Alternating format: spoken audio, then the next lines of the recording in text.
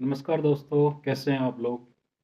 साथियों, आज हम जिस टॉपिक पे बात करेंगे वो है ब्यात के आसपास में गायों में जो एक कॉमन समस्या है और उसके कारण डेयरी फार्मिंग में किसानों को काफ़ी ज़्यादा नुकसान है जो अ, पशुपालन में देखने को मिलते हैं। साथियों, जिस समस्या की हम बात कर रहे हैं उसका नाम है मिल्क फीवर की समस्या। साथियों, मिल्क फीवर में जो नोट करने वाली बात है कि इसमें किसी भी प्रकार का गाय को फीवर नहीं होता है। तो जो मिल्क फीवर की समस्या है ये कैल्शियम की कमी के कारण आती है और ये जो बीमारी है ये गायों में आपको प्रोडक्शन डिजीज़ के नाम से जानने को मिलती है। और इस बीमारी का जो आने का टाइम है वो है गाय के ब्यांत वाले दिन या अगले 1 या 2 दिनों में। मतलब जिस टाइम पे गाय का ब्यांत शुरू होता है उस टाइम पे ये समस्या आपको सबसे ज़्यादा देखने को मिलती है। साथियों, ये जो बीमारी है क्यों आती है इसके बारे में हम चर्चा करेंगे और बचाव कैसे कर सकते हैं उसके बारे में भी हम बात करेंगे। जैसा कि हम सब जानते हैं कि दूध इंसान के लिए काफ़ी एक अच्छा संतुलित आहार है और ख़ास करके हड्डियों को मजबूत करने के लिए दूध काफ़ी अच्छा एक सोर्स है। दूध में 1.2 ग्राम कैल्शियम रहता है 1 किलोग्राम दूध में। अब मान के चलो गाय ब्यांत के बाद में 20 लीटर दूध का उत्पादन करती है, तो 20 लीटर दूध में 1.2 ग्राम के हिसाब से 24 ग्राम कैल्शियम गाय के शरीर से बाहर निकल रहा है। इस कैल्शियम की आपूर्ति गाय करती है राशन से। गाय का जो राशन है उससे कैल्शियम गाय के आंत से एब्जॉर्ब होके खून में जाएगा और फिर उसके ब्लड के माध्यम से दूध में कैल्शियम है जो निकलता है। अब किसी भी गाय के शरीर में एक टाइम पे पूरे खून में जो कैल्शियम आयोनाइज्ड कैल्शियम जिसको हम बोलते हैं वो 10 से 12 ग्राम के आसपास में रहता है। तो ये जो कंटिन्यूअस कैल्शियम जो दूध में निकल रहा है इसकी आपूर्ति कहाँ से होती है? गाय का राशन, राशन से उसकी छोटी आंत से होते हुए विटामिन डी के प्रभाव में जो कैल्शियम है वो उसका एब्जॉर्प्शन होता है और ब्लड के माध्यम से दूध में कंटिन्यूअस निकलता रहता है। अब साथियों, ये समस्या ब्यात के आसपास आपको क्यों देखने को मिलती है? क्योंकि गाय की जो कैल्शियम की रिक्वायरमेंट है वो एकदम से बढ़ जाती है। गाय ने जैसे ही दूध बनाना शुरू किया तो जो कैल्शियम है वो दूध के माध्यम से निकलना शुरू होता है।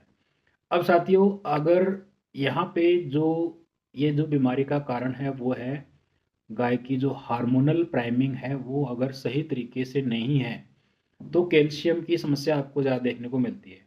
अगर गाय के बॉडी में शरीर में विटामिन डी के द्वारा जो कैल्शियम का एब्जॉर्प्शन होना चाहिए वो पर्याप्त मात्रा में अगर नहीं हो रहा है तो फिर आपको मिल्क फीवर के जो केसेस हैं वो देखने को मिलते हैं। अब साथियों, किसान भाइयों के लिए जानना ज़रूरी है कि कैल्शियम की कमी से जो बीमारी है उसको हम दो भागों में डिवाइड कर सकते हैं। एक है क्लिनिकल हाइपोकैल्सीमिया, दूसरा है सब क्लिनिकल हाइपोकैल्सीमिया। क्लिनिकल हाइपोकैल्सीमिया मतलब आपको इसमें बीमारी के जो लक्षण है वो दिखाई दे रहे हैं। सब क्लिनिकल हाइपोकैल्सीमिया में आपको कैल्शियम से संबंधित जो बीमारी है उनके लक्षण आपको दिखाई नहीं देते हैं। आपके डेयरी फार्म पे अगर एक गाय ऐसी है जिसको मिल्क फीवर की समस्या है तो आप मान के चलो 8 से 10 गायें ऐसी हैं जो सब क्लिनिकल हाइपोकैल्सीमिया से ग्रसित हो सकती है।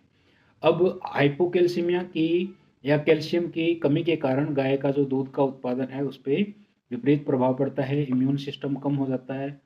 इसके साथ साथ में और दूसरे भी जो बीमारियां हैं वो भी आने के चांसेस रहते हैं। अब साथियों, अगर आपके डेयरी फार्म पे आपको ये पता करना है कि कैल्शियम की किसी भी गाय में जो बीमारी है वो कैल्शियम से जुड़ी हुई है या नहीं, तो साथियों कैल्शियम गाय की मांसपेशियों को काम करने के लिए कैल्शियम की ज़रूरत रहती है। गाय की जो मसल्स हैं उनको चलने फिरने में कैल्शियम है जो खर्च होता है। तो अगर कैल्शियम की कमी गाय में हो रही है ब्यात के तुरंत बाद में, तो सबसे पहला आपको क्या देखने को मिलता है? गाय की जो शरीर का तापमान है वो नॉर्मल से कम हो रहा है, 101.5 है उससे धीरे धीरे कम हो रहा है। दूसरा आप देखेंगे गाय है जो चलने में उसको वो चलना नहीं चाहती है, एक जगह पे खड़ी है तो वो खड़ा रहना चाहती है, या बैठ गई है तो वो बैठे रहना चाहती है। फिर आप देखेंगे उसकी गाय की जो मसल्स है उसमें कंपन आपको देखने को मिल सकती है, शरीर का तापमान है वो कम हो गया। फिर है जो दूध का उत्पादन कम हो गया, गाय की जो चराई है वो कम हो गई। कुछ केसेस में गाय है ने जो गोबर भी नहीं पास करती है। तो ये इनिशियल शुरुआती लक्षण है गायों में कैल्शियम की कमी के कारण। और अगर कैल्शियम की कमी ज़्यादा है तो क्या होगा, मांसपेशियाँ एकदम से काम नहीं करेगी तो गाय बैठ जाएगी, बैठने के बाद में जो अपना सिर है उसको मोड़ के पीछे की तरफ कर लेगी, शरीर का तापमान कम हो जाएगा। और सीवियर केसेस में क्या होगा, गाय एकदम से लेट गई है, आप उसको खड़ा करने की कोशिश कर रहे हैं, वो खड़ा नहीं हो रही है, और उसके जो दिल की जो धड़कन है वो भी धीरे धीरे कम होने लगती है। तो सीवियर केसेस में क्या होता है, अगर आपने गाय को 24 घंटे के अंदर अंदर ट्रीटमेंट नहीं दिया तो ये जो गाय है हाइपोकैल्सीमिया की कमी के कारण, मांसपेशियों में कमजोरी के कारण गाय डाउनर काउ में तब्दील हो जाती है। मतलब गाय फिर खड़े होने में उसको प्रॉब्लम हो जाती है। गाय अगर 3-4 दिन खड़ी नहीं हो रही तो उसको हम डाउनर काउ बोलते हैं।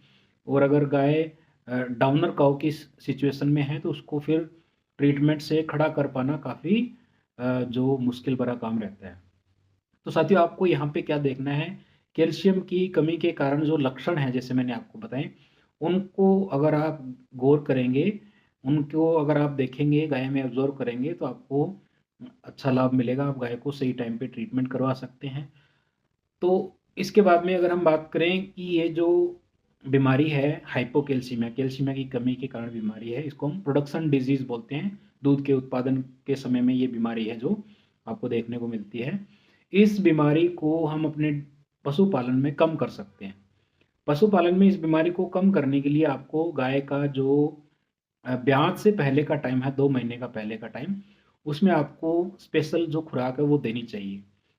गाय को ब्याज से पहले आप कैसी खुराक दें कि कैल्शियम से संबंधित जो समस्या हैं वो कम हो जाएं। तो इसके लिए आपको जो खुराक है वो एक अच्छे तरीके की खुराक है जो देनी चाहिए। उस खुराक के कुछ गुण हैं, जैसे कि उस खुराक का जो नेगेटिव चार्ज है वो होना चाहिए। मतलब ब्याज से पहले आपको गाय को जो कैल्शियम और फास्फोरस है वो नेगेटिव फॉर्म में देना है, और ज़्यादा नहीं देना। कितना देना है, मेंटेनेंस लेवल का। मेंटेनेंस लेवल का जो कैल्शियम चाहिए वो ब्याज से पहला देना है। उसको भी जो सल्फेट और फॉस्फेट आयन्स हैं उनको बढ़ा देना है।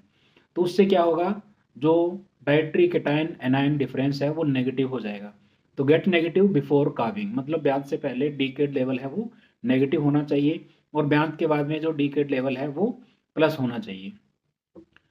तो अगर आप डीकेड लेवल को मेंटेन करने के लिए, जैसे अमोनियम क्लोराइड है, कॉमन साल्ट जिसको हम बोलते हैं, जिसको हम सामान्य भाषा में नौसादर के नाम से जानते हैं, उसको आप 60 से 70 ग्राम गाय को ब्याज से 21 दिन पहले शुरू कर सकते हैं।